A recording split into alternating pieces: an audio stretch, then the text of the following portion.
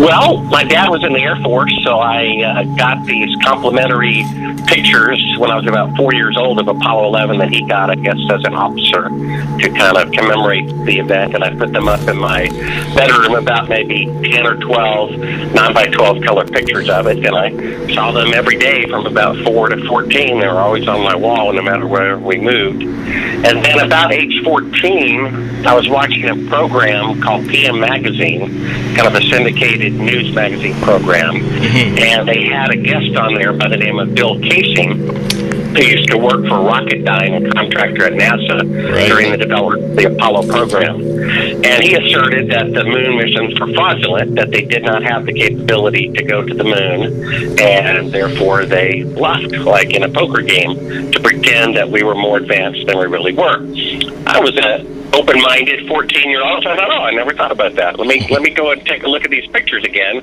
And there's an old saying, eyes wide shut. Sure enough, unless you are looking for something, you really may not see it. And then I started noticing the inconsistencies in the picture that he brought about, like shadows intersecting when they should be parallel by sunlight, indicating that the light source is really close, and kind of fake backdrops appearing not too far behind the astronauts, and strange shadows and strange reflections and things like that. So I guess that kind of planted the seed in my mind, and about 10 years later, at age 24, I was a filmmaker. And I was actually editing for the gentleman who had produced that program I'd seen as a 14-year-old. And I asked him, what was that guy's name on your show? He said we didn't go to the moon. He said he didn't remember. I called the San Francisco production office. I did. They said they were about 2 or 3 days away from deleting all 10-year-old files. So had I called a couple of days later, I probably wouldn't have been able to get in touch with him. Wow. I tracked him down through his publisher. He has published maybe a dozen books or so, one of which was about the moon landings being fake. And I think he was one of the first guests of the first year Oprah was on the air as a talk show host. And so I called him up, and he suggested that, being a filmmaker, that I do film about it. And so I kind of looked into it first for about 6 months, checking in about the photographs, the administrator, Nixon, the Russians, and the science at the time. And it certainly seemed to me that there was at least a 25% chance, I'd say, that the moon landings were fake. And seeing how I kind of like puzzles, and this is a puzzle, and I have kind of a relentless personality, I thought, if anyone could get to the bottom of this, it'd probably be me. And then I'm a filmmaker. My job is to make fake scenes look real, so I can kind of discern the discrepancies in the pictures perhaps a little bit better than the average person.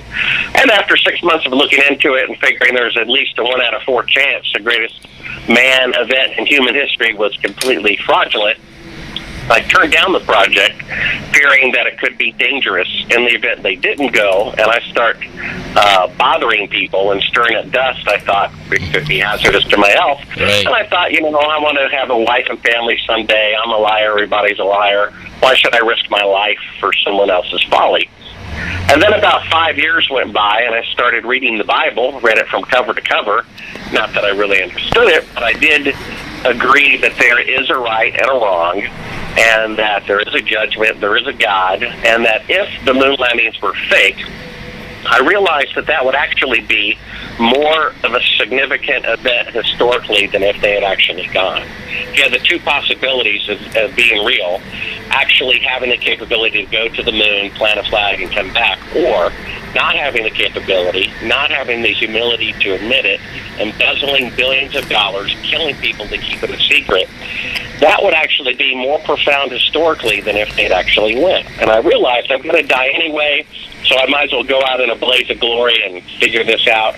Because if the truth came out, it would seem like it would be a monumental realization for mankind that would benefit it, not necessarily emotionally, because it would be discouraging, but it would be like having cancer and not knowing it, or having cancer and knowing it. And having cancer is a bad thing, but it's better to know about it so that you can prepare and perhaps do something about it. If you're not aware that you have cancer, it's going to eat you up probably even sooner. and you'll be ill-prepared for it. And this is kind of the state of our country. When someone robs a bank, if they get away with it with $1 million, then they're just going to rob another one for $2 million and the next one for $4 million. And if whoever the shadow government, whatever term you want to use, are killing presidents, taking moon landings, and doing other false flag events, it seems like until they're caught, they will be emboldened to keep doing more and more wicked things. So that exposing this, I would think, could bring about, some reform or something. We'll have to see. Eventually, the truth will come out. Most people believe that. If you go to Sibrel.com, Sibrel.com, and click on the Conspiracy Corner link, you can read a story or an article I wrote about it. Which kind of outlays all of the arguments why the moon landings are fake. If you really think about it, we're coming up on 50 years, half a century, since the alleged moon landings in the 1960s with 1960s technology. And when, Columbus came to America, I think it was only a few months, then other nations started coming to America. When the Wright brothers put powered flight in the air, I think it was only a few months later other people were doing powered flight. And, when Lewis and Clark went west, shortly thereafter everybody went west. When Lindbergh flew across the Atlantic, it wasn't too long to where everyone was flying across the Atlantic. We had 747s going up. So to say that someone went to the moon in the 1960s, and 50 years later, with 50 years better technology, no nation on Earth, including the one who allegedly did it, is able to repeat it. That's like me saying I did cold fusion. You say, show me, and I say, well, I can't do it again in 50 years. Wouldn't you really doubt whether I did it to begin with? The problem is that people's pride, so-called intellectuals or overly zealous patriots, it's like taking away candy from them. And they get very mad, and they consider it unpatriotic to tell the truth, that the government is corrupt. And people are like, well, the government wouldn't be that corrupt. They wouldn't be that audacious. And I think, we live in a world of rape, murder, incest, genocide.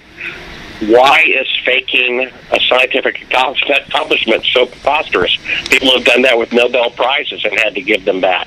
Yeah. So, and the other thing is that it's really the only positive conspiracy. I mean, whoever killed Kennedy, he's still dead.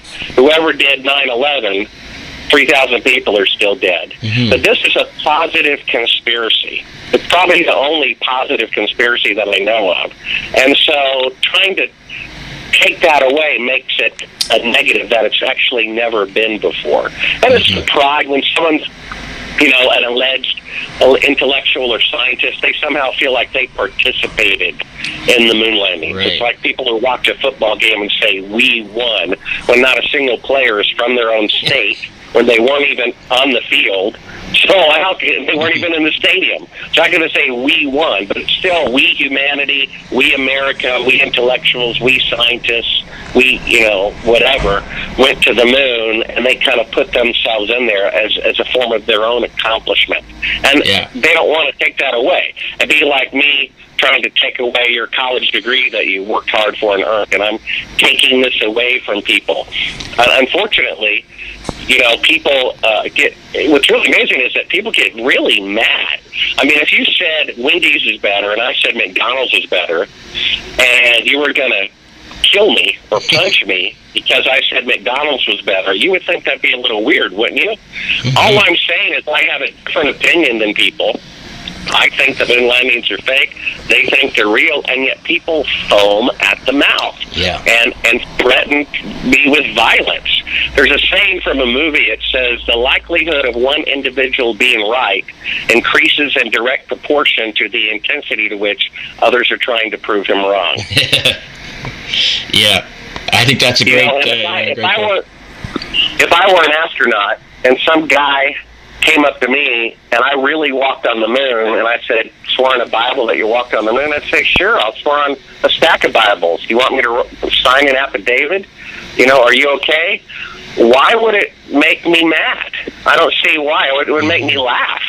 It would be, why would throwing a feather at somebody make them angry? On the other hand, if I walked up to a man in front of his wife and I said, well, how's your girlfriend doing?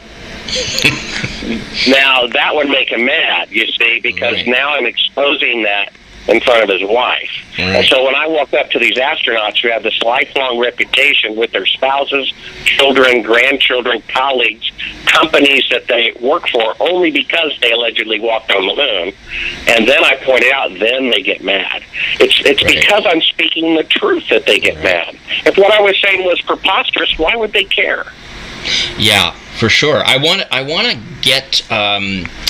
get back to the astronauts, and you kind of gotten into that area, but there are a couple things I want to ask you about the actual evidence and your footage that I don't want to run out of time with that. So I'm going to sort of I'm going to come back to the astronauts after, if that's okay. But I wanted just to, before getting into that evidence, I want to ask you the question of, do you think that as time goes on, just because of what you mentioned, that the fact that 50 years later we haven't gone again is so revealing. Do you think that as time goes on, it becomes even more obvious, and eventually, if we haven't gone in another 20 or 30 or 40 years, that it'll become common knowledge that we never went? Really, eventually. There was a poll done in 1969, and at that time, 10% of Americans doubted the authenticity of the moon landings. They just had an instinctual interpretation of it that it was false. It was even preached from some evangelical churches that this was a lie. Mm-hmm. 2 Thessalonians 2:9 says that in the last days there will be counterfeit miracles. And, of course, putting a man on the moon is a modern-day miracle. Now, if you ask the American public, that amount has gone up, you could say, by 50% to 15%. If you ask people under 25, it's 25%. If you ask people who are not in America, it's, 50 to 80%. I know someone who bumped into a Russian intellectual and said, do Russians believe that the moon landings are real? They said, no, none of us do. Only the Americans believe that. It's very rooted in our controlled media. They keep running the anniversary specials year after year. It's just really preposterous. Mm-hmm. China is the most industrialized nation on the planet. They now have 5 decades of greater technology than the Apollo program, and it's going to take them 3 times longer to put a man on the moon if they meet their goal. Uh-huh. Their goal is 3 times longer. It's going to take them 25 years instead of 8 years to go to the moon with 5 decades more of technology. Do you have any? That really is a little bit odd, don't you think? Well, I think. The South Pole has minus 200 degrees Fahrenheit. It has 200 mile per hour winds, and yet there's a base there because it's physically possible. Mm-hmm. People climb Mount Everest because it is physically possible. There is no one on the moon since 1972. There are no bases there, and it's very clear why, because it cannot be done.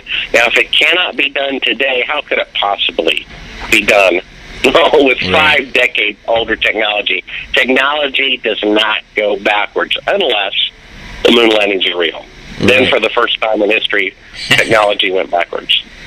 Do you have any feelings about why other governments have? They must know. The Russian government must know. Why? Any thoughts on why they keep the secret? Well, I think there's negotiations going on behind the scenes, just like the Cuban Missile Crisis was solved by secretly agreeing to pull bases out of Turkey or whatever that only became public knowledge decades later. There's obviously negotiations going on. Why we sell, food to Russia, our enemy, below cost, why Nixon goes all the way to China, who runs over their own citizens with tanks, and yet we give them most favored nation trading status. There's all sorts of things going on. We're being blackmailed. Mm-hmm. I mean, you have to imagine, everyone says, well, they would just, blurt it out to the world. Well, would they? If I had a picture of a president with a prostitute, I could give that away free to the media and ruin him, or I could blackmail him for millions and millions of dollars every year until he died. That would be a better use of it. And to say, well, they had 100,000 people involved, well, they did, but do you think they're really going to tell the guy making the glove or the door or the boot or the handle or the light bulb or the wiring, hey, the missions are really fake? Of course not. No. All the guys at the computer consoles were receiving information. One of them acknowledged a couple of years ago that they could tell no difference between a simulation and an actual flight.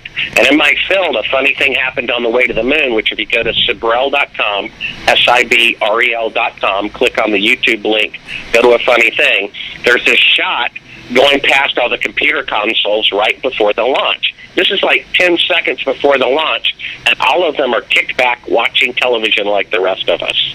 Right. Once the astronauts were on the rocket and up, from there they could have been anywhere.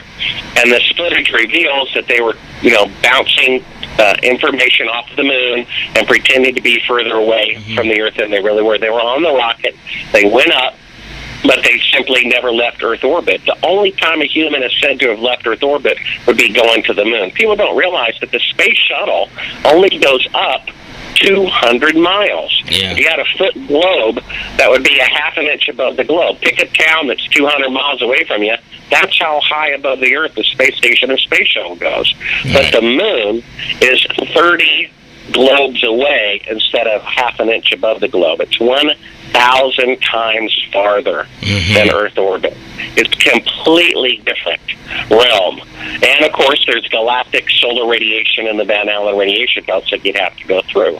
Even George Bush, when he was talking about returning men to the moon, he said we need to go back to the moon, this is a quote, as a logical first step to Mars and beyond. Okay, we're going back to the moon as a first step to Mars and beyond. So we're riding a bicycle. We're going to go back to a tricycle. Yeah. You see, why? If it's a first step, we've already done it. Why did he say we have to go to the moon in order to learn how to go to Mars if we've already been to the moon? Little contradiction there. Then he also said that before we can go to the moon, we need to learn how to protect the astronauts from lethal radiation. Yeah. Well, I would just do it the same great way that worked on Apollo. Yeah. You see, it doesn't make any sense. And the same president, George Bush Jr., when he commemorated the 100th anniversary of the Wright brothers, he talked about, hey, we want to commemorate the Wright brothers, Lindbergh, and probes to Mars and beyond. He never mentioned the moon landings because he knew they weren't genuine. Yeah, and it probably soured him to put it as with these other real accomplishments. Tell me, I want to get to the footage that was sent to you. How did you come to possess it's like nearly 2 hours of raw footage? And is that the footage that you received in 2000, or was that the same stuff we're talking about? That shows the halfway. In 1999 or so, or maybe 98 when I started bumming through the archives there. They basically send out everything's pre-edited and pre-packaged, and if you ask for every picture of an astronaut on the surface of the moon during the first mission, there's only like 20 pictures. And when you ask them for a picture of Neil Armstrong on the moon, they don't have any. And they're dumbfounded themselves. There aren't actually any pictures of Neil Armstrong, first man of the moon, on the moon. Yeah. There's a TV image, and there's one from an automatic camera on the lunar module. Of course, you can't see his face, but an actual still picture. Here's Neil Armstrong on the moon. There's not one picture. And I've been to the archives personally and asked them to show me a picture of Neil Armstrong on the moon, and they keep looking and they're dumbfounded that there isn't one. Now, the excuse is he was taking the pictures, that's why he's not in them. However, if you've never been to the moon before, there's micrometeorites, 500-degree temperature difference between light and shadow. I think you might want to bring a backup camera in case you drop it or something, But he did not want his picture taken. That's why he rarely gives interviews. He didn't want to have anything to do with it. Same with Michael Collins. They've got Blabbermouth Buzz doing all the talking for him. Yeah. But he didn't want his picture taken. Now, I asked for unedited footage, but I never got any, except these mislabeled tapes that Bill thinks someone deliberately sent to me. It's unedited raw footage of a single shot of the mission, and they're faking a shot. You can see this, and a funny thing happened on the way to the moon on YouTube. Yeah. And it's extraordinary. Until this footage, I was considering it a theory that they maybe faked the moon landings. But with this footage, it's just an absolute fact they didn't go. They're pretending to be halfway to the moon, creating a 1-foot model of the Earth from the spacecraft. It's the only fake shot the astronauts rigged themselves from Earth orbit, pretending to be halfway to the moon. And then you've got the third track of audio of the CIA holding them from speaking until 4 seconds have lapsed since NASA asked the question. You see, they're only 200 miles above the Earth, so they would hear the question and be able to respond instantaneously. But if they did, it would give away the fact that they're close to the Earth. Because of the speed of light, they're supposed to be further away to go out, further away to come back. And so someone was counting off 4 seconds. You hear NASA say the picture looks great. There's exactly 4 seconds of dead air on the third channel you hear talk. Yeah. And then Neil Armstrong starts speaking. I mean, it's absolutely incredible.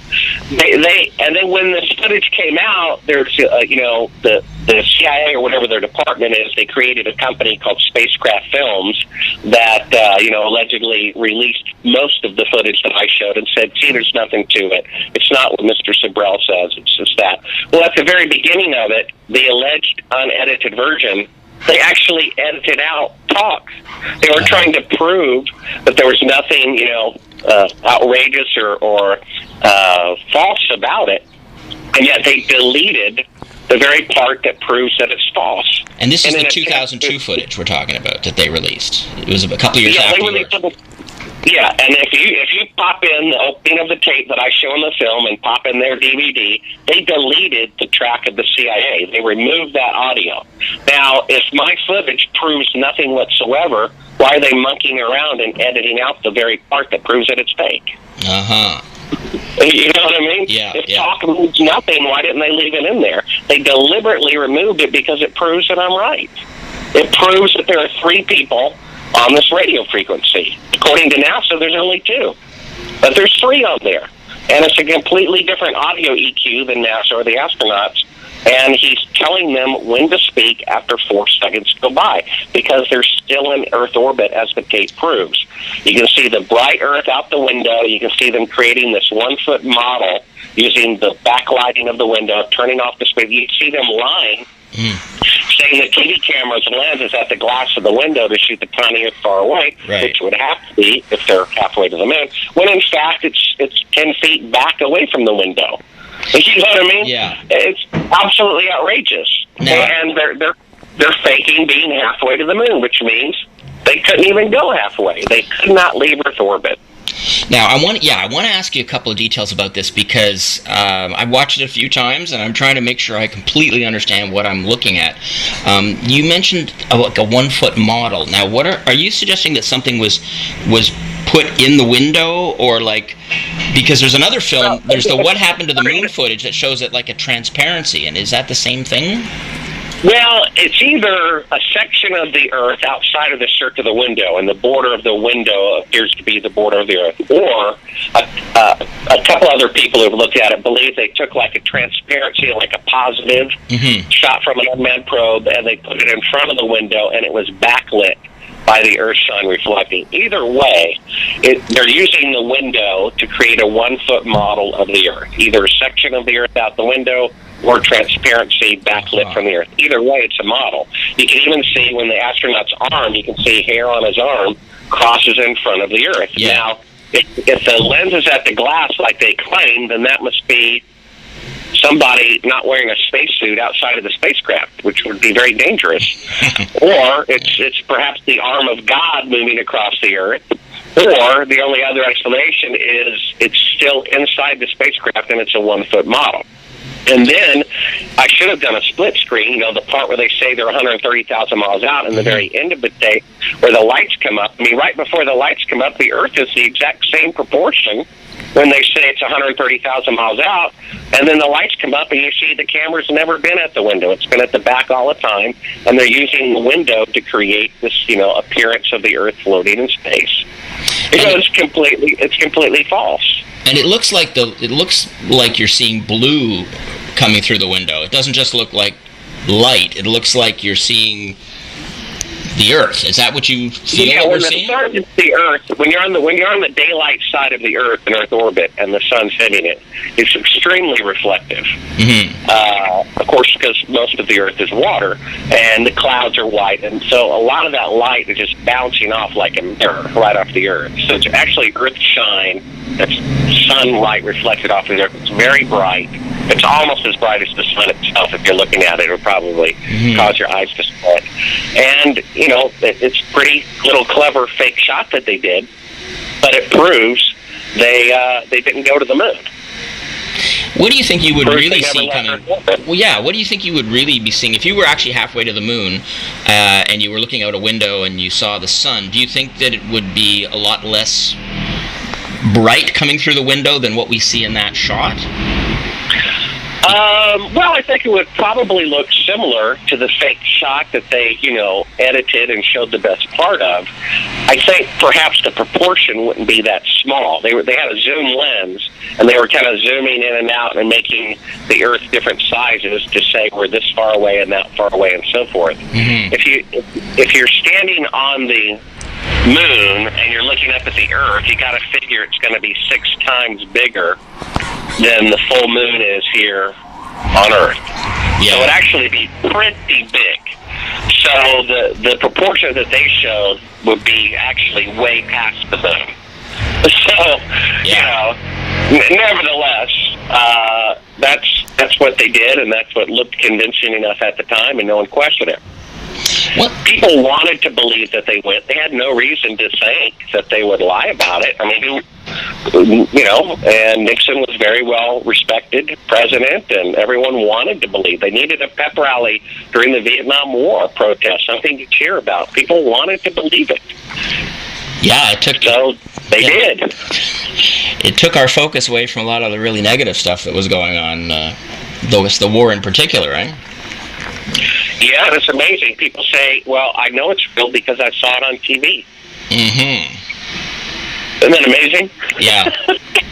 Well, you made the point, too, that the quality of the image that we saw was so poor that it would that you feel it was deliberately done that way, and that the TV networks had to reshoot basically like a second generation just in order to keep the quality. It was actually fourth or fifth generation by the time it aired. We're talking about the black and white TV pictures allegedly from the moon surface. Yeah. Now, you got to figure in 1967 and 68, Gilligan's Island, I Dream of Jeannie, and Bewitched went from black and white to color. Now, this is the richest country on Earth spending unlimited resources on this high-tech event of going to the moon. I would think you'd want to have a high-resolution color camera just to prove how, you know, clever you are. You know what I mean? I mean, if a high-resolution color camera is good enough for Gilligan's Island, I would think it would be good enough for NASA. But the sets were fake, and they didn't want to reveal too much fake detail. So the networks wanted a live feed. NASA would not give it to them. They took a feed, they projected it on a huge projection TV. Imagine a projection TV of the quality of 1969. Then the TV camera filmed that.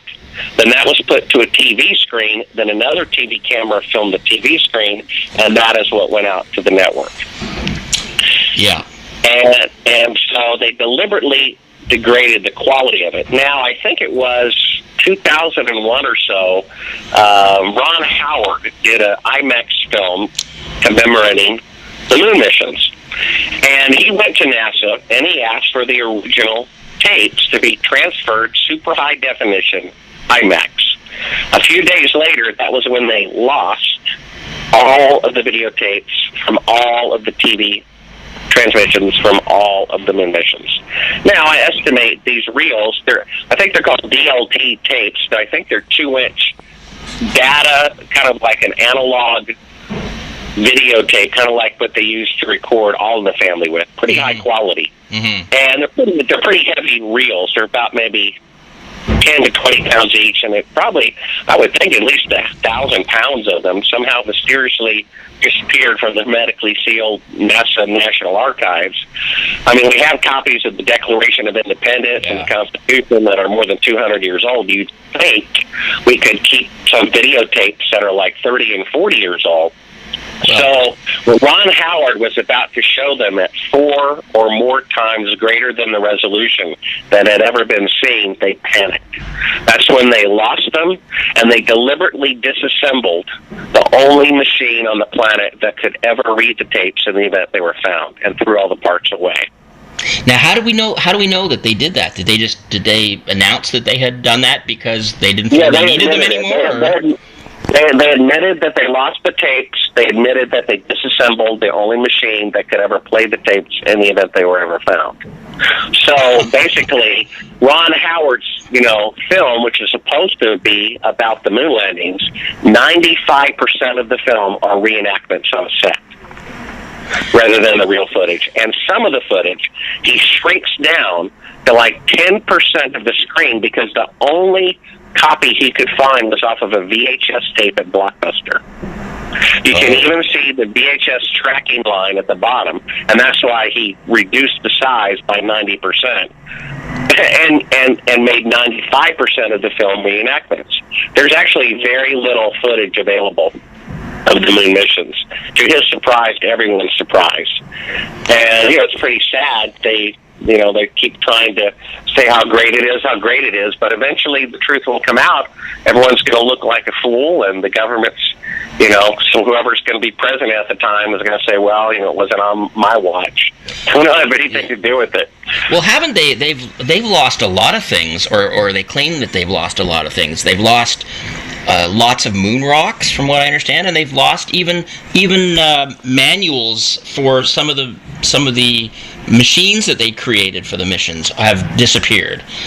Well, if you ask for the schematics, wiring, blueprints of the Saturn V rocket or the lunar module, they say they're not classified, but they're not available. They say they were all destroyed. You see, someone eventually looking into it could figure out that if you're sitting on the moon surface at 250 degrees Fahrenheit and you're powering air conditioning for about 3 days, and they claim it got down to 72 degrees inside the lunar module on basically a bank of about 8 or so car batteries. Yeah. I don't think that's actually possible. And there are things like this that could be proven if they kept the blueprints and the schematics and the electrical drawings and everything. Same thing with the Saturn V rocket. It did not actually have enough fuel to leave Earth orbit. And someone could prove that. Von Braun said so in writing, and we have his documentation to prove it. He said, going to the moon in a single rocket is impossible. He said it would take 3 rockets, each taller than the Empire State Building, each weighing 10 times the amount of the Queen Mary. Basically, he said it would take about 58,000 times more fuel than the Saturn V rocket had. Well, in order to go. Yeah, he said it would be impossible to build. He said you first had to have a space station and ferry fuel to the space station, and then from there to go to the moon, which is not how he recanted on his math by about 58,000% when he built the Saturn V rocket. Now, if a guy messes up on his math by 58,000%, I don't think he's the guy you really want building the rocket going to the moon, do you? And so that's why they lost all the specifications and engineering specs and everything on it, because it could be proven in a lab eventually that they couldn't do the claimed purposes. Well, yeah. Well, I mean, I wanted just to one point back on the halfway footage again. There's one of your, I guess, critics or a debunker who's put up a YouTube video. He's explained or tried to explain this by saying that NASA wanted to rehearse everything and practice everything so that when they actually did it for the audience back home, that everything would look as good as it could look, and that he explains this whole thing with the shot out the window and essentially as being a practice. Yeah, I appreciate his explanation, because what he's doing is admitting that the footage is false. Now, here's what we need to take it from beyond there. Okay, so the guy, my critic, admits that the footage that I have is false footage of a fake shot. So he admits it. Secondly, NASA has never said that. That is his personal opinion, of why they did what they did. NASA's official statement is that the footage is genuine and that I'm misinterpreting it.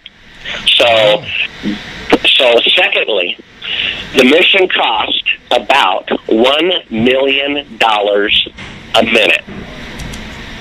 Okay? Mm-hmm. Now, if you're going to rehearse the shot of being halfway to the moon, why not just use the real moon out the real window? Right? Why would you go to this elaborate hour or two to build a 1-foot model of the Earth and to rehearse by faking it? Why not just rehearse with the real moon right out the window? You see? Mm-hmm. It totally is illogical. Why would they spend more than an hour at $1 million? That means they would spend 2 hours on it. They would spend $120 million rehearsing something that was right outside the window with a fake Earth. Why would they do that? You see, it makes no sense. And again, that is not NASA's official statement. They say it's real footage. So this guy has acknowledged that the footage is fake, and because he's such a naive fan of NASA, he's trying to explain for them, why the footage is fake. Well, they're just rehearsing. Well, they just rehearse with the real Earth out the window. They wouldn't have to create a model. It'd be a waste of time.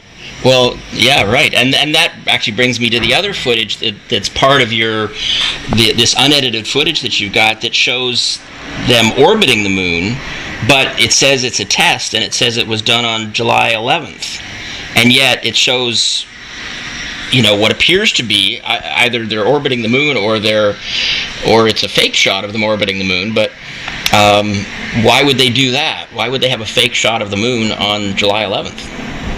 Yeah, that's a good point, and that wasn't in the documentary, but it's some supplemental footage. We have an unedited reel of alleged lunar orbit shot from the command module, allegedly. Mm-hmm. And I think NASA probably has clock technology and calendar technology, and, I'm in the film business, and when you put a date on the slate, it's not, yesterday's date, it's not tomorrow's date, it's today's date. Right.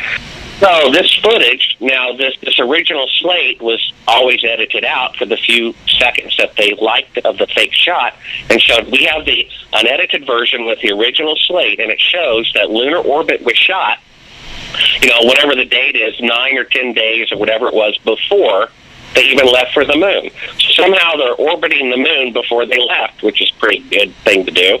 Secondly, there's a part in the footage. Now, the command module is allegedly orbiting the moon at about 4,000 miles an hour. And there's one part in the footage where the orbit just stops. The camera adjusts, and then it picks back up again. Now, that's a pretty good little trick, going from 4,000 miles an hour to 0 in 1 second, and in 1 second later going from 0 to 4,000 miles an hour. Secondly, being in the film business, you can see that the contrast of the moon itself is a lot less sharp and detailed and color than the foreground of the alleged lunar module. That's called rear projection. These composites of the moon were shot from an unmanned probe, so they would be geographically accurate. Then they created a model where they actually pasted all the pictures on a circular model of the moon. You can actually even see a picture of it in a book that they claim they only used for rehearsing the landing, but they actually did for this fake shot. And then you film that one time, then you project it on a screen, and then you put the little model in front of it. That's why the projection behind it is faded and not as sharp and not as bright in color, because it's a second generation being photographed of the first generation of the model.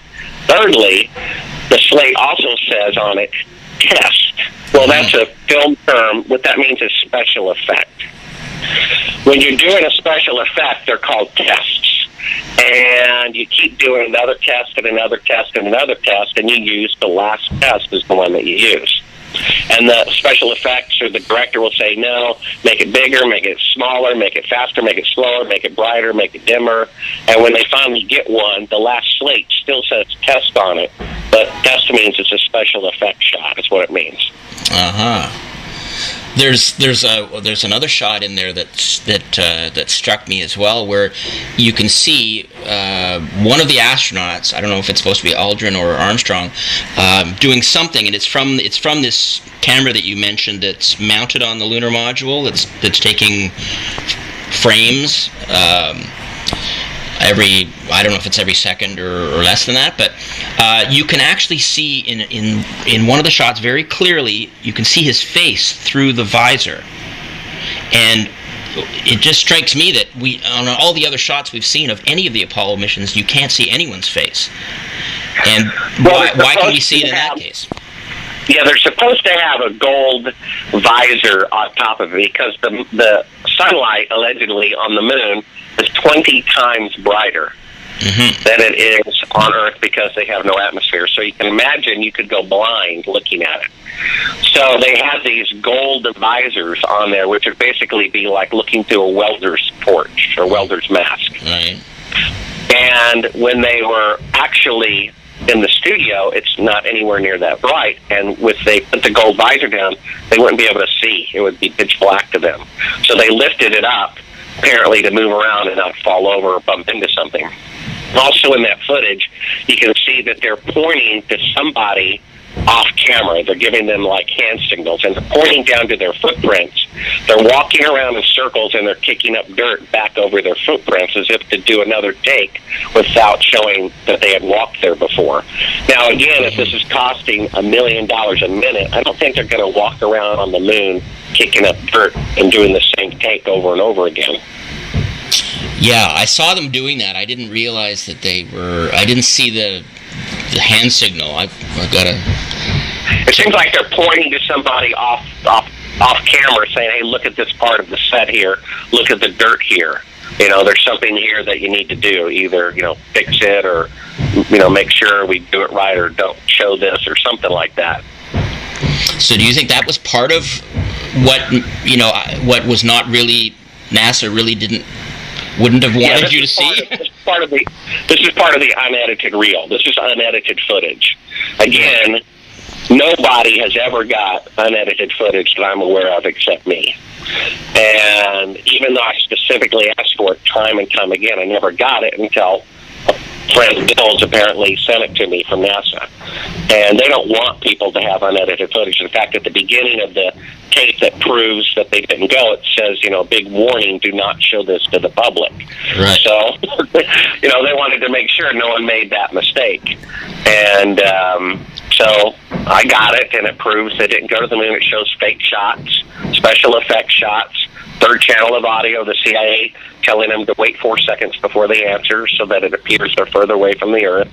And it proves they didn't go to the moon. And I've talked to professors at colleges, and I said, doesn't this prove we didn't go? No, I still think we went. I said, well, what if you saw Neil Armstrong on national TV confessing that the moon landings are fake? And he said, I still think we went.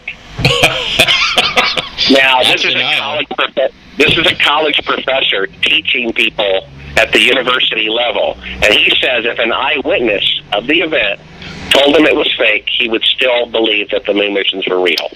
Now, that tells you that pride is blinding otherwise intelligent people from being able to see the truth. Yeah. One thing that strikes me in the lunar photography is that the size of the Earth looks much too small for what you would think it would be, because since the Earth is so much larger than the moon, we look up at the moon from the Earth, and it should be a lot larger than that. Yeah, I think it should be about 6 times bigger than a full moon, because the Earth is 6 times bigger. So that's about, if you're standing up. So yeah, I agree. There's a couple of shots where they pasted in, Earth in the upper part of the picture, and it was shot from an unmanned probe. And I think it would be a lot bigger. You're right. Well, there's the one shot that strikes me in particular is this sort of famous one, the low angle shot looking up at the astronaut with the American flag, and it's sort of makes a V shape, and it's sort of pointing towards the Earth, which looks way far away, tiny. Yeah, it looks like kind of a small, distant full moon in proportion when it should be. Yeah. Like, 6 times bigger. Yeah, well, they did their best. No one's perfect. What do you think about the idea that Stanley Kubrick may have been responsible for doing the shooting, and that he may have put some clues to this effect into his film The Shining? What do you think about that? Well, yeah, I had that thought, at least that he participated in it, and then I mentioned that, I think, years ago to the filmmaker who put a documentary together about it, and then he brought out to me all of these little signs in there. It's kind of an incidental little side note. The fact is the moon missions were fake. The fact is they had to have convincing photography. So they had 2 choices. They could hire the general of the media department at the Pentagon and get great security and amateur results, or they could hire the best filmmaker on the planet, get great pictures in the short term, and worry about his security later, which had to be the choice that they had to have made. Unless you can convince people, all is lost. So they had to hire the best filmmaker on the planet, and guess what? He happened to be shooting a film about going to the moon, 2001: A Space Odyssey. And the flight director, Cranston, and Von Braun visited the set of 2001: A Space Odyssey. Von Braun also visited Antarctica 6 months before Apollo 11 to retrieve hundreds of pounds of lunar meteorites, which I presume they altered slightly to make it appear as though they had come directly from the moon during the Apollo mission. So we have Stanley Kubrick very likely having shot Apollo 11. Then, when Apollo 12 went to the moon, they allegedly accidentally pointed the camera at the sun, meaning they only had a minute and a half of TV pictures. Then, Apollo 13 didn't go to the moon, and then Apollo 14. So you basically have 2 years between crystal clear images of the first mission and crystal clear images of the next mission. 2 years for them to follow Kubrick's lead and style and faking the missions after that. Actually, it's easier to convince people, even with less advanced workmanship, because people have already accepted that the moon mission is real. So it's actually easier to fool them later on. You don't actually have to make them as good or better. The idea is, very likely, if I would say at least a 95% chance that Stanley Kubrick did shoot Apollo 11, and probably after that he turned it over to NASA, and maybe a special effect or cinematographer, Douglas Turnbull, maybe had something to do with it. Now, in the movie The Shining, what was first brought to my attention is you have the little red rum boy, who in one particular scene is wearing a custom knit sweater, made out of yarn. And I don't know how long it took to knit the thing, but it took a while, and it had to be deliberately made. And on it, it says Apollo 11.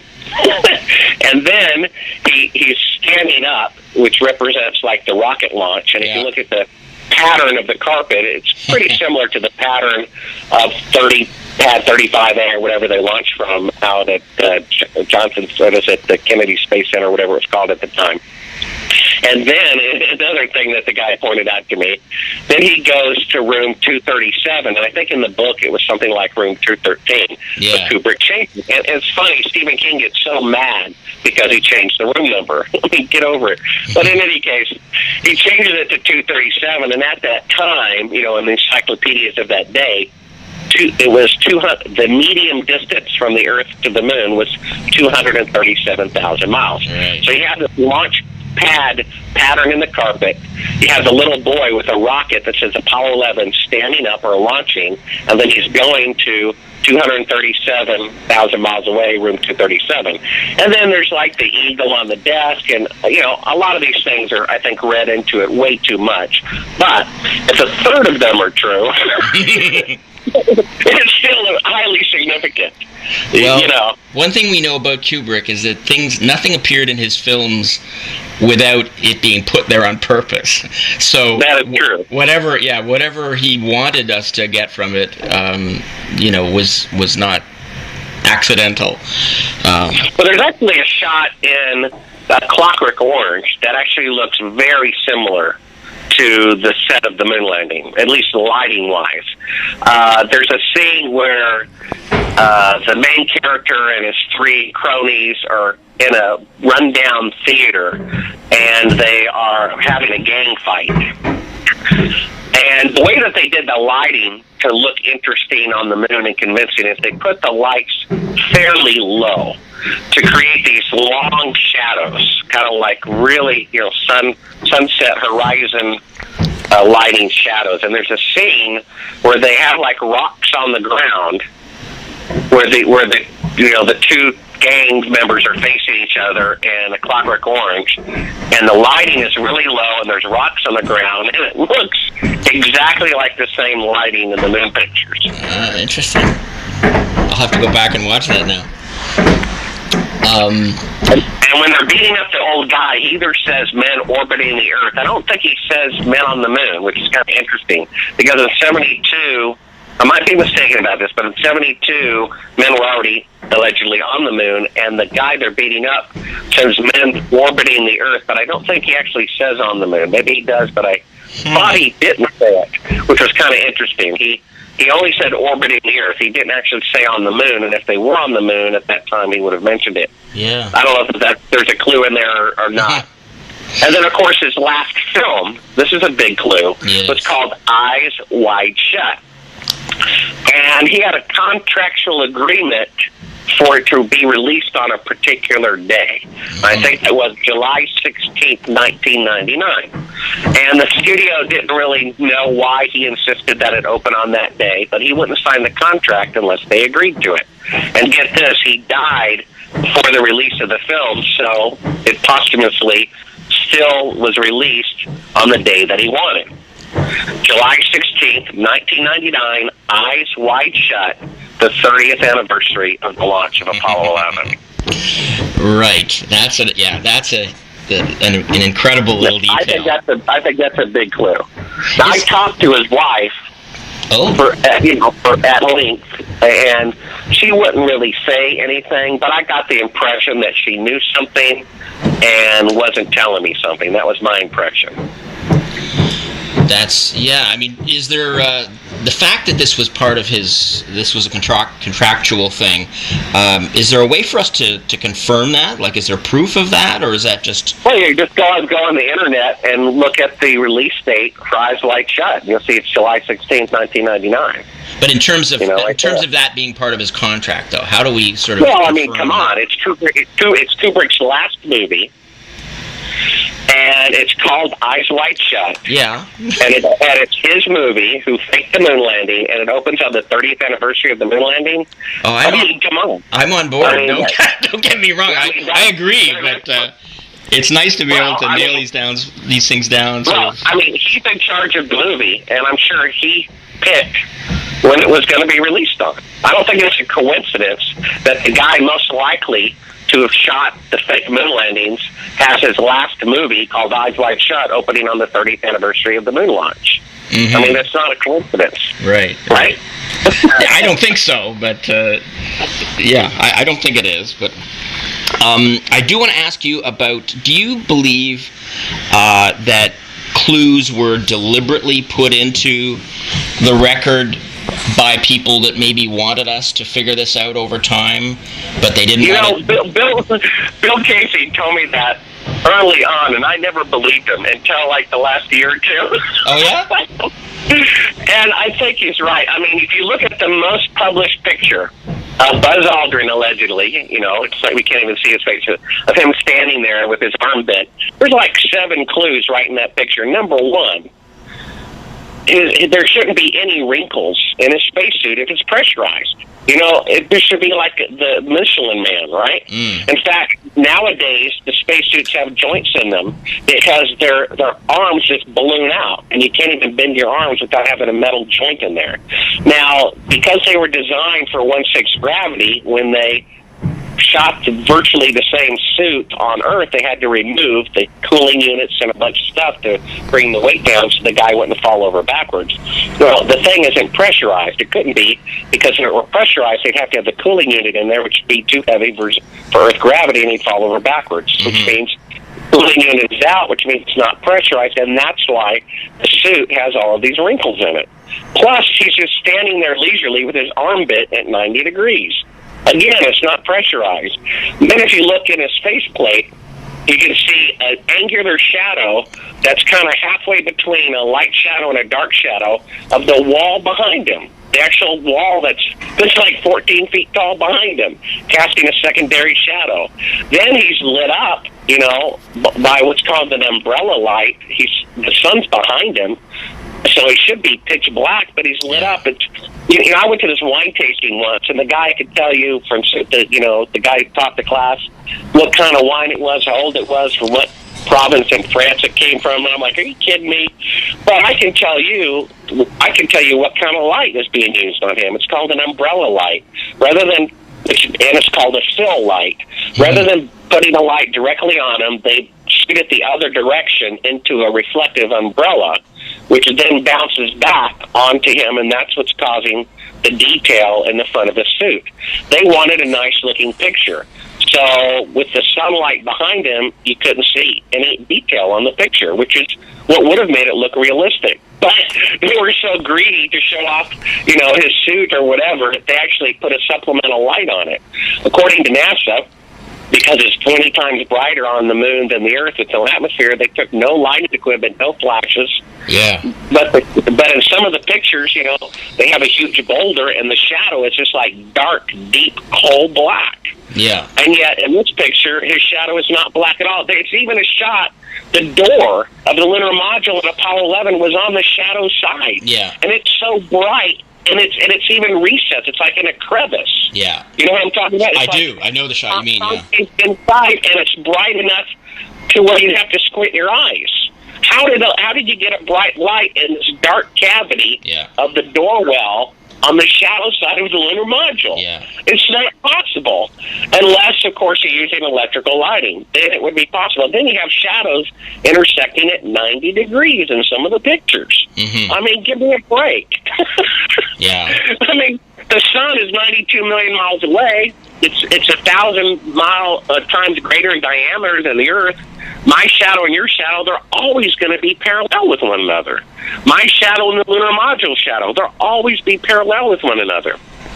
They're at 40 degrees, 50 degrees, and some at 90 degrees difference. It's ridiculous. And you see the hot spots, too, on the ground that don't look... Yeah, that's a little unnatural, too. Yeah. I'm not sure what causes that.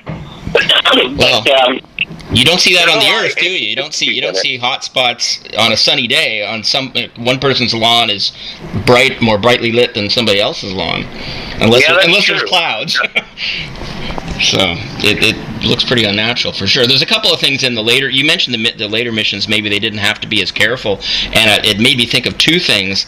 One being that amazing shot where the astronaut appears to be lifted up by a wire. He's like leaning forward, and he just sort of pops up without appearing to put any pressure on his legs to push himself up. Yeah, here's what they did. That even with the cooling units out, they were falling over. And another clue in that famous picture. Look at the picture of Buzz Aldrin. Okay. Yeah. Look at his backpack in the top right hand corner. Where's the antenna? I mean, after all, he's transmitting 250,000 miles away. And in all the other pictures, he has an antenna sticking out of it. You can see the antenna just starting, and then it's cut off. I had a book of that picture was on the cover of it, and if you took a horizontal line and went straight across the top of the backpack, from that line up, it was a very dark black, and the black to the left and the right below that, to the left and right of the backpack, was a different shade of black. On this particular picture on the cover of this book, they had pasted a little black masking tape or something and rephotographed the picture because the cables holding them up were showing, and they just pasted right on top of the antenna because they were in a hurry, apparently. Wow. Well. Yeah, where's his antenna, right? Well, I hadn't thought of that one. And you can see it just starting, and it's cut off. because they pasted black on top of it because he was being held up by cables. And that's why I saw that video footage. It's pretty clever. The guy's, almost over at about 100 and I don't know, 160 degrees or something. And he just, snaps right back up. It's pretty good. Well, it's a talent that I've never seen anybody show on Earth, that's for sure. Well, and, in my film, you can see when this kind of floaty, bouncy kind of feel to the picture, it looks very convincing. But when you double the speed, they're just getting off the ground like an inch. They should be able to leap at least 6 times taller and probably more like 10 or 12 times taller. They originally estimated the amount of gravity based on the diameter of the moon, but it's actually based on the density of the moon. Mm-hmm. The Earth has an iron core, the moon does not. Therefore, it's less dense, and gravity is actually caused by the density, not the overall circumference. So he actually would have been able to leap probably 12 times higher than on Earth. And in the pictures, he didn't do that. Certainly in Apollo 11, maybe they figured out with the bungee cords, they were able to do it a little bit higher. But they should be able to go extraordinarily high up. And of course, they didn't do that. Even if they went 3 or 4 feet, it would have looked more realistic. There was a National Geographic special that tried to refute all my accusations, and they showed the speed double, but they deliberately zoomed in on it, so you couldn't see their feet and how high they were getting off the ground. It was like, they were trying to prove me wrong, but they couldn't.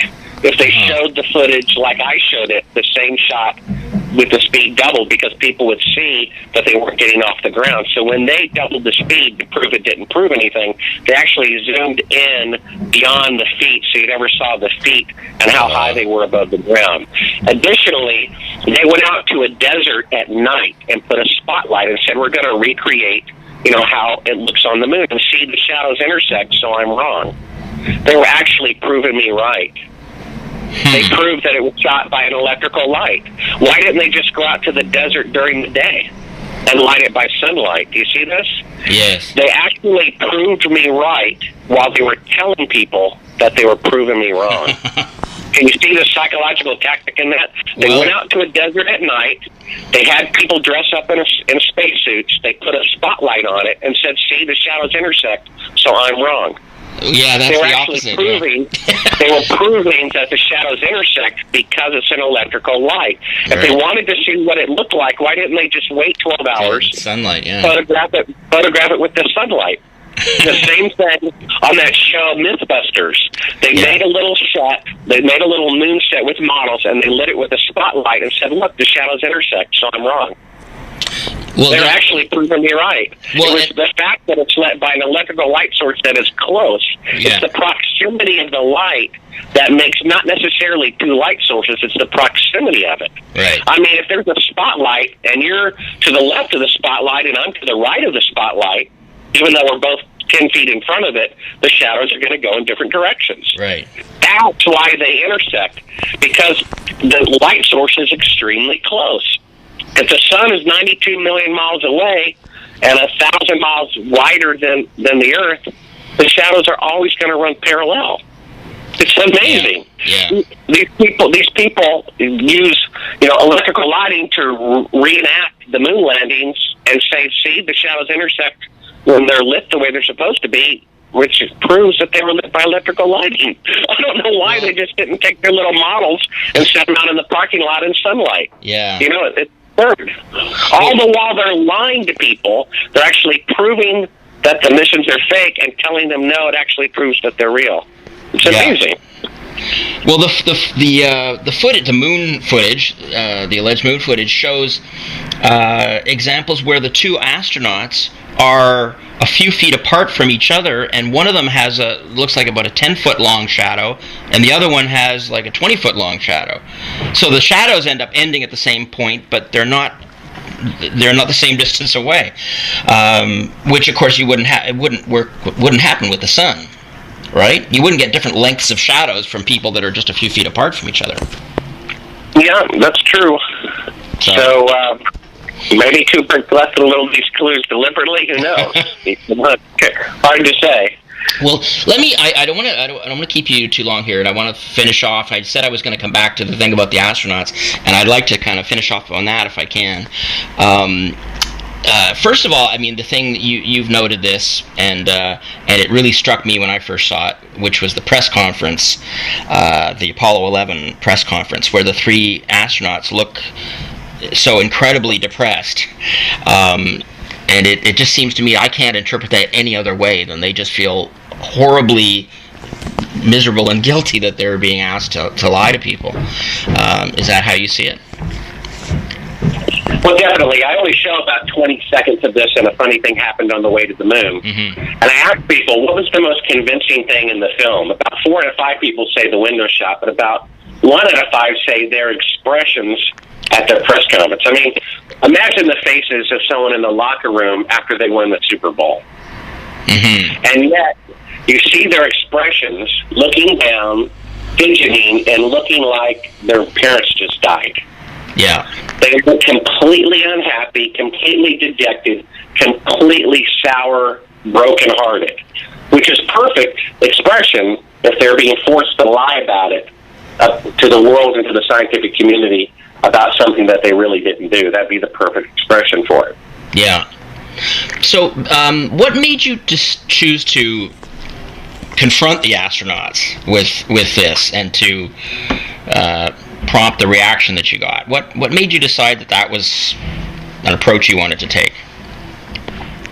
Well, I had heard the expression in court, swearing the Bible, and I thought, why don't I just go around and see if I can track these guys down and see if they're swearing the Bible that they walked on the moon or not, and see if I can schedule interviews with them. And I tell them I want to do an interview about the moon landings, which is true. They just assumed it was that I was a believer. It is about the moon landings, the interviews are. Right. And of course, very few of them would swear in the Bible. The one guy who did, when I pointed out to him that he did and that he was the first person to do it, he kind of freaked out. They became very violent. They start cursing. One punched me, one kicked me, one threatened to kill me. An astronaut threatened to kill me. Can you tell us which one that was? Well, that was Ed Mitchell. He threatened to shoot me, Yeah. and his son threatened to call the CIA and have me assassinated. Yeah, I remember that footage, All of which we have on camera. Yeah. Now, why would they want to kill me if they really went to the moon and I'm just some nut who thinks it was fake? Why would they care? Mm-hmm. If they really didn't go to the moon and I was really a thorn in their side, then I can understand why they might want to kill me or be violent against me. Yeah, yeah. So they're just not. They're not dealing well with being accused, I guess, because they feel there's very little they can say other than maintaining that they went.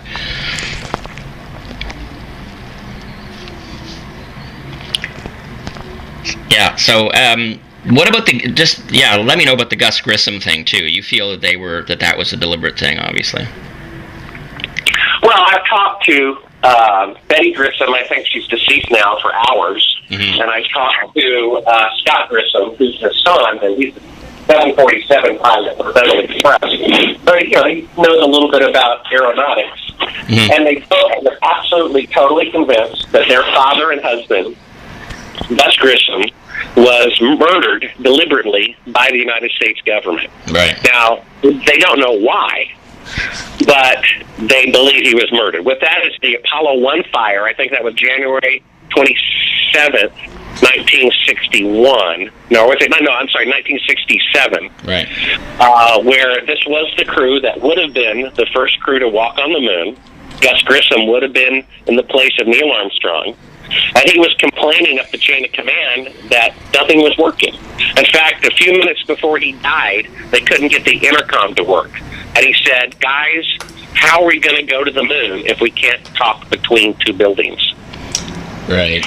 And then there's even a shot, I don't bring attention to it, but in the moon film, a funny thing happened on the way to the moon, where Neil Armstrong is rehearsing getting a soil sample, with the stick and a little cup on the end of it. Mm-hmm. And the cup falls off. So if they can't, that thing has 3 parts: the stick, the ring, and the cup. And they can't even get something with 3 parts to work. And Gus Grissom saw this. And he complained at the chain of command that this needs to be fixed, and no one would fix anything because they knew they were only going to go to Earth orbit, which they had already done. And at this point, they had not totally committed to faking the moon landing, so they had not told the astronauts at that point. That's why he was getting so frustrated. So a few days before he burned alive, he took a lemon off of his tree in the backyard. It was the size of a grapefruit, and hung it on the top of the command module, calling it a lemon, having an impromptu press conference. And the generals were furious. We can't trust this guy to fake the moon landing when he's using the media to complain that this Apollo moon rocket is a piece of junk. The only astronaut who called the Apollo rocket a piece of junk died a few days after he did so. Yeah. And that was a warning to the rest of them. Play ball or else. And you found out that there were traces of cyanide gas? I didn't. His family did. His family did. Okay. Right. Basically, the autopsy, and I have a copy of the report. It's called in fact, they renamed it. It's called the Apollo 301 accident report. Get this. Why did they call it? I think it's 301. It could be 201. I think it's 301. Apollo 301 accident report. You know why they did that? Because the report is supposed to be public information. And so when someone goes to the archives and looks for the Apollo 1 fire, they can't find it. Oh. I used to have a non-published number, which would cost, like, I don't forget what it is, $5 a month, $30 a month, whatever it was. So I just decided to list it as Rod Serling from the Twilight Zone. So everyone wanted to look at Bart Sabrell. They couldn't find me. I was listed as Rod Serling. And so when people looked up the Apollo 1 accident report, they couldn't find it because it was listed as Apollo 301. In any case, we paid $10,000 for it. We bought it from the widow of Roger Chaffee at her estate for $10,000. And I read it. And basically, one of the key things is that when they removed their dead bodies from the spacecraft, which was burned without even the rockets being fired, their safety belts were still buckled. Now, if there's a fire, the first thing you're going to do is undo your safety belt to try to get out of there. So what that means is they were dead before the fire. The fire was not the cause of death, like they said. What they had right before the fire began, they monitored the electrical current of the spacecraft during ground tests, and there was a dip in the current level. Somebody had gone in there. His widow, Betty Grissom, thinks it was the CIA. She said the CIA people were around there before the fire happened. They had alligator clamps, some sort of device with a cyanide, gas chamber type of setup. And when they activated it by remote control, it sucked a little bit of the electrical current, and that's why it dipped down right before the fire. Then they died because of the gas, and then they had a second charge to start the fire to get rid of the forensic evidence of the cyanide. They did this to make sure they would be dead, that they couldn't get out in time, in the event the fire did not spread too quickly. They definitely wanted these guys dead. They wanted Gus dead. They weren't about to ask him to fake the moon landing. He would immediately go to the media and tell them. Right. And they killed 2 other guys along with it. It was just a warning, and also to make it look like they weren't singling him out. Yeah. Well, that would explain why the astronauts would go along with it. They would have to be threatened with something, wouldn't they? Yeah. From what I understand, Neil Armstrong was extremely outgoing personality before the moon landing. It became, an introvert afterwards. And being a test pilot and flying aircraft that's never flown before, and being an honorable man, if you bribe him, he probably would still say no. And if you threaten his life, it probably wouldn't mean a lot to him, you see? Mm-hmm. So they couldn't have him resign. That would cause too many questions. So if he won't accept a bribe and he's not impressed when you threaten his life, what do you do? Mm-hmm. You see, you have to threaten something else, the life of his family. Right. And when you do that, that's why he didn't want his picture taken. That's why he didn't want to give interviews. So on the 25th anniversary we showed in the film, he says to a group of high school students touring the White House, perhaps someday you'll be able to remove one of truth's protective layers. Yeah, that's pretty, it's cryptic, but it's very revealing too, isn't it? Yeah, it's amazing. There's all this information, all these facts, all this logic about how if no one can go back to the moon in China, it takes 3 times longer to get there with 50 years more technology. You have all this logic that they didn't go to the moon in the 60s. People still want to believe that they went. They want to believe America's great, humanity is great, science is great, technology is great, whatever. And it's amazing. Just because people have a degree in something doesn't mean that they're smart. Most of these people were spokespersons. There's 2 of them in particular who are always on TV. They're the 2 science guys that are always up there all the time. They really don't know what they're talking about, especially one of them is completely uneducated, incoherent, and is simply, passing on folklore about, what he's been told to say. Is Phil Plait one of those? I'm sorry? Is Phil Plait one of those? No, he's not. Phil Plait, acknowledged he's actually receiving money from NASA. I finally got it out of him. He tried to look like he was an independent, observer. When he finally admitted he got a paycheck from NASA when I pressed him on the issue. He told the truth. I appreciate that about him. You can be sincere and be sincerely wrong. Right. I don't know what your beliefs are biblically, but there are some churches that teach you can not repent of your sin, whatever it is, and be perfectly fine. Mm-hmm. And there are people who go there because they look up to their leaders and they assume their leaders know what they're talking about who believe that.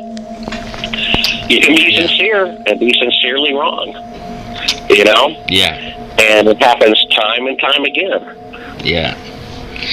Well, Bart, I should let you go because we've gone well over our time here, a few minutes over our time. But I just want to thank you very much for going into all this for me. It's a fascinating subject. That's one I've been getting into a lot more heavily in the last few years, and your film is definitely an important part of that case. All right. All right. Well, thanks a lot, Bart. Appreciate it. Sure. You take care. Okay. You too. Bye-bye. Bye.